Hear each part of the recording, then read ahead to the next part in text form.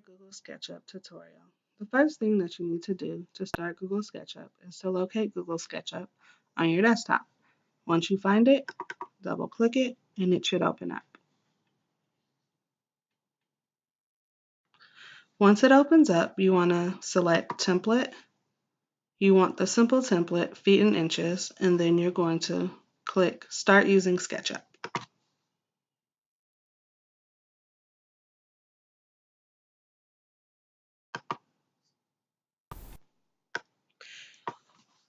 Once your Google SketchUp opens up, you're going to locate your toolbar.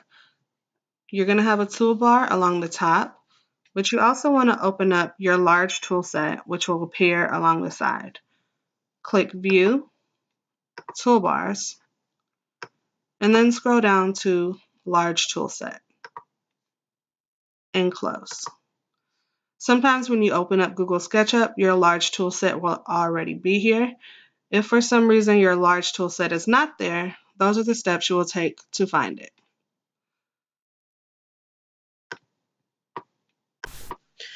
When you open up SketchUp, you will always see a person standing here at the axis.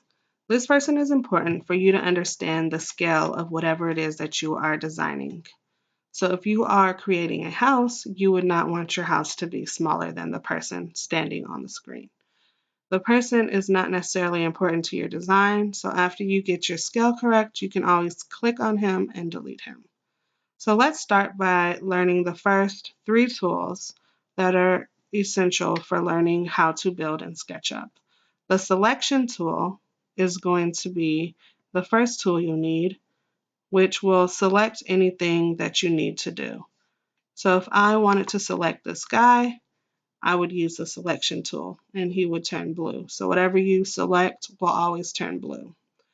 The next important tool that you need is the rectangle tool. The rectangle tool is going to create basic shape of a square or rectangle. After you create any basic shape in Google SketchUp, you will then need to use the push-pull tool to make it a 3D model. So now I'm going to make my square into a 3-dimensional cube by simply pulling up with the tool.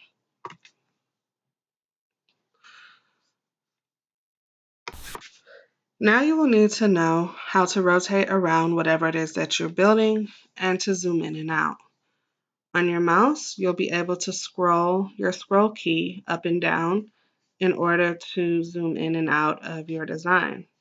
You can then left click in order to rotate around, or you can use your orbit tool to orbit around your design.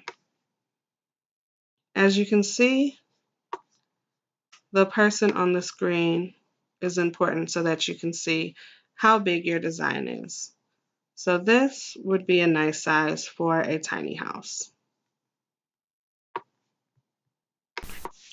It is now your turn to get comfortable with these tools. So select a shape. You could also select a circle.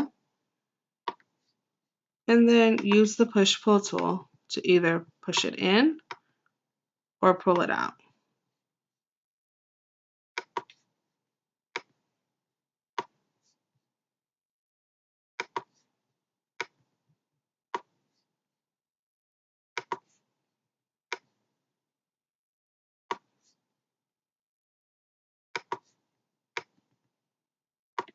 Pause the video and practice creating shapes and pushing and pulling them out to make them 3-dimensional. Now that you're familiar with these tools, you can put them together to start to create a tiny house. Don't forget to be creative and to get inspiration from other houses that you've seen.